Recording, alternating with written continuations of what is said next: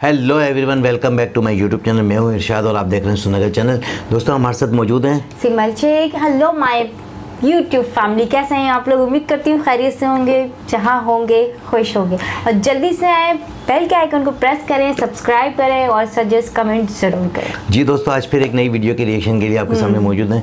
दुनिया बहुत तेज़ी से तरक्की कर रही है, बहुत सारे ममालिक जो है एक दूसरे से आगे बढ़ रहे हैं। इसी तरह का एक हमारा ही यानी कि हमारे एक ही मुल्क था और उसके बाद दूसरे कन्वर्ट हो गए, बांग्लादेश।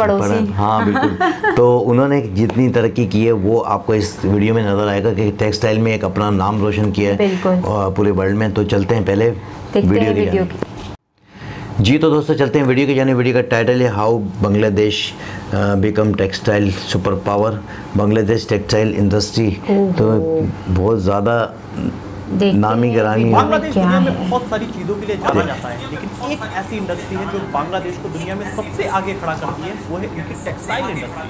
क्योंकि ये बहुत बड़ी इंडस्ट्री है बांग्लादेश में। अगर हम बात करें तो साल 2021 में इन्होंने $35.8 बिलियन का टेक्सटाइल एक्सपोर्ट किया था अपने कंट्री से। और अपने देश में ये 1 करोड़ से ज़्यादा लोगों को जॉब दिया करते हैं इस इंडस्ट्री में भी। आज दुनिया के कोई भी देश बांग्लादेश से टेक्सटाइल इंडस्ट्री में कम्पीट नहीं कर पाते हैं। इसका रीज़न है कि बांग्लादेश की जो पब्लिक है वो बहुत इंगेज है इस इंडस्ट्री के अंदर।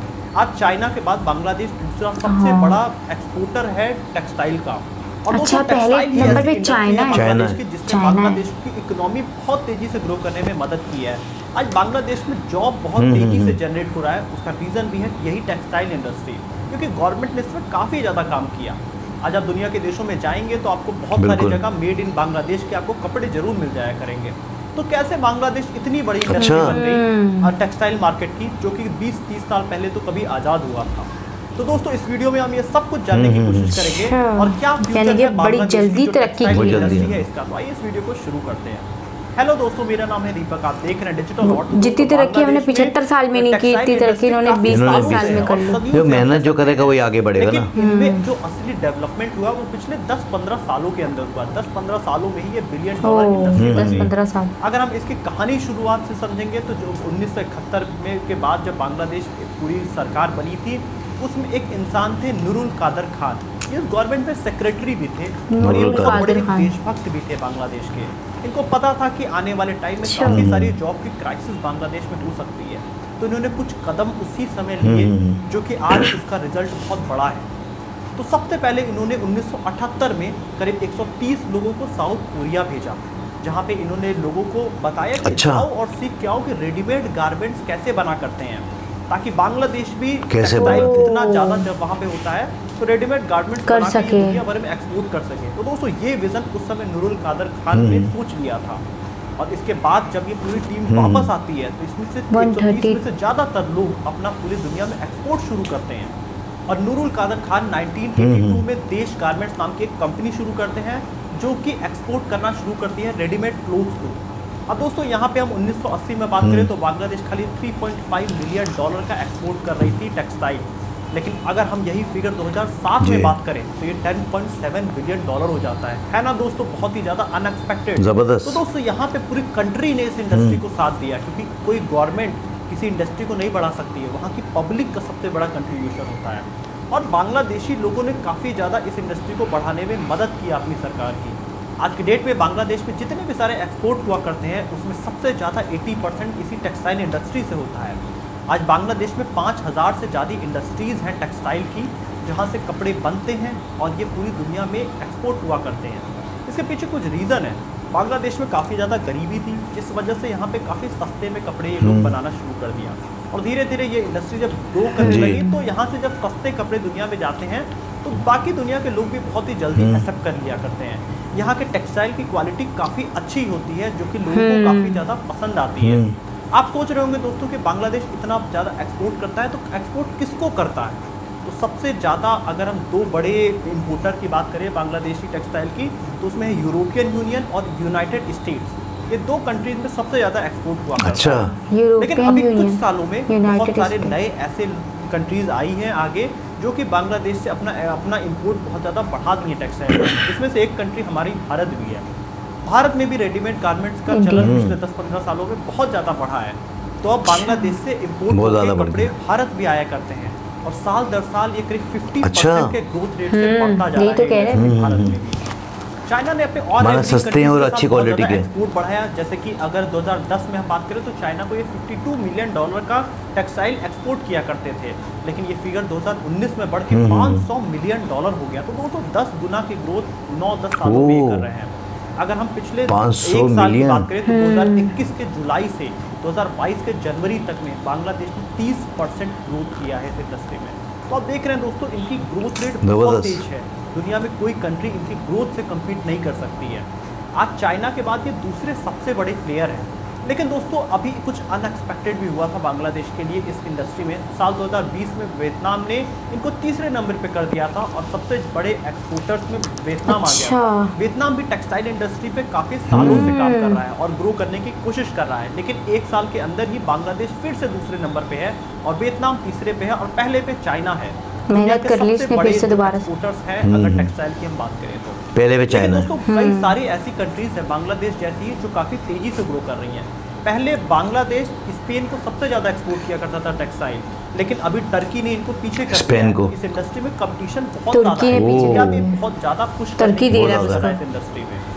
लेकिन आज अगर हम बात करें तो बांग्लादेश पिछले 20-30 सालों में जो उसने मेहनत की है उसका रिजल्ट आज आपको देखने को मिल रहा है। ऐसा एक्सपेक्टेड है कि साल 2025 तक बांग्लादेश करीब $100 बिलियन का एक्सपोर्ट कर रहा होगा टेक्सटाइल, जो कि एक दोस्तों काफी बड़ी बात होगी। जबरदस्त। आप सोच रहे होंगे कि कैसे पिछले 20-30 सालों में बांग्लादेश इतना तेजी से ग्रो किया। तो उसके पीछे दो रीजन है, उनमें एक वहाँ की गवर्नमेंट और दूसरे वहाँ के लोग। गवर्नमेंट का दोनों ने बहुत ईमानदारी से इस इंडस्ट्री पे मिल के काम किया है। गवर्नमेंट के यहाँ पे कई अच्छे कदम थे जिस वजह से बांग्लादेश की इंडस्ट्रीज काफी ग्रो की हैं। तो आइए एक बार उसको भी समझ लेते हैं। यहाँ पे सरकार ने बेटर पावर जनरेटिंग इंफ्रास्ट्रक्चर बनाया, जैसे कि रूपपुर न्यूक्लियर प्लांट पे गवर्नमेंट ने काफ़ी ज़्यादा काम किया जिससे कि इंडस्ट्रीज़ में काम करने का कॉस्ट काफ़ी कम किया जा सके। वहीं अगली चीज़ जो गवर्नमेंट ने यहाँ पे किया कि बांग्लादेश में बहुत सारे लोग बेरोजगार थे, तो गवर्नमेंट ने काफ़ी सारे इंसेंटिव्स लोगों को देना चालू किए जो इस इंडस्ट्री में थे, टेक्सटाइल इंडस्ट्री में जो लोग काम कर रहे थे। अगली चीज़ गवर्नमेंट ने किया कि दुनिया में एक्सपोर्ट अपना तेज़ी से बढ़ाया ताकि जो कंट्री में जो जॉब की कमी है तो वो ख़त्म हो सके। ऑर्डर्स ला के दिए। अगली चीज़ जो इन्होंने की कि इन्होंने अपने नेबरिंग कंट्रीज़ के साथ इन्होंने एक्सपोर्ट बढ़ाना फिर से लास्ट में चालू किया। जैसे कि अगर बात करें इंडिया से हर साल एक्सपोर्ट बढ़ता जा रहा है बांग्लादेश का, वहीं अगर हम चाइना से बात करें तो चाइना में भी बहुत ज़्यादा बांग्लादेश एक्सपोर्ट करता जा रहा है। ये सरकार की नीतियों की वजह से पॉसिबल हुआ है। आज बांग्लादेश अपने बहुत अच्छे पोजीशन पे खड़ा है इस इंडस्ट्री में। लेकिन दोस्तों एक ही चीज़ ऐसी नहीं है बांग्लादेश में जो बांग्लादेश को बहुत आगे लेके जा रही है। दूसरी चीज़ें हैं, इनका स्टार्टअप कल्चर भी बहुत अच्छा है। हम उस पर भी एक डिटेल वीडियो बनाने वाले हैं। अगली चीज़ अगर हम बात करें, इन्होंने ढाका को बहुत कम टाइम में ग्रो किया, उस पर भी हम डिटेल वीडियो में बात करेंगे। तो दोस्तों एक ये सीरीज़ है बांग्लादेश पे जिस पे हम अगले कुछ वीडियोस में ज़रूर बात करने की कोशिश करेंगे कि इतनी छोटी सी कंट्री कुछ ही सालों का जिसका शुरुआत हुई है वो आज इतनी तेज़ी से कैसे ग्रो कर रही है। तो दोस्तों अगर आपको ये वीडियो इन्फॉर्मेटिव लगी है तो आप इस वीडियो को लाइक ज़रूर करिएगा और चैनल को सब्सक्राइब कर दीजिएगा ताकि आने वाली वीडियोज़ भी आपको रेगुलर मिलती रहे। बहुत ही ज़बरदस्त बांग्लादेश ने ग्रो की, बहुत ही ज़बरदस्त सिमल, क्या बात है बांग्लादेश की कि उन्होंने टेक्सटाइल में अपना नाम एकदम जो है ना तेज़ी से जो है 8 से 10 सालों में जो है ना अपने आप को इंट्रोड्यूस करवा दिया। अच्छा, मेन जो वजूहत होती है वो बिल्कुल सही बोला है कि भाई जब तक कि गवर्नमेंट की इन्वॉल्वमेंट नहीं होगी कोई भी चीज़ जो है ना आप जो है ना आपकी तरक्की में जो है ना रुकावट ही होगी। क्योंकि देखो ऑर्डर मिलेगा तो वो सबमिट होगा ना, सबमिट होगा।